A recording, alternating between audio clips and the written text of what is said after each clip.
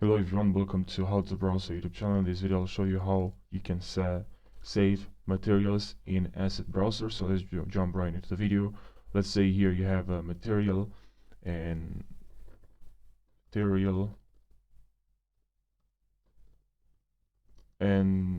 let's say you want to save this material, so what you have to do is you can also go here to the material you created and right click and mark as asset, and here you're gonna have your assets saved.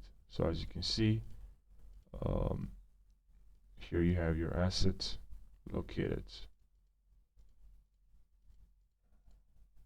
Current file, and it's saved here. And if you want to save this file in so you can use it later in other projects, another thing that you can do is here current file, but it's not in user library.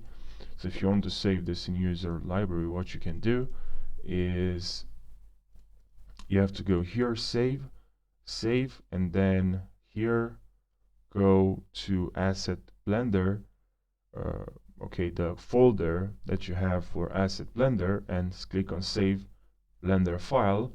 And if you go here, Edit and Preferences, and if you go here in File Paths, here you have your asset folder. So if you can delete this file and create a new one, but that's fine. I mean, you can use this one as well. You can click here, and here you can see your assets, and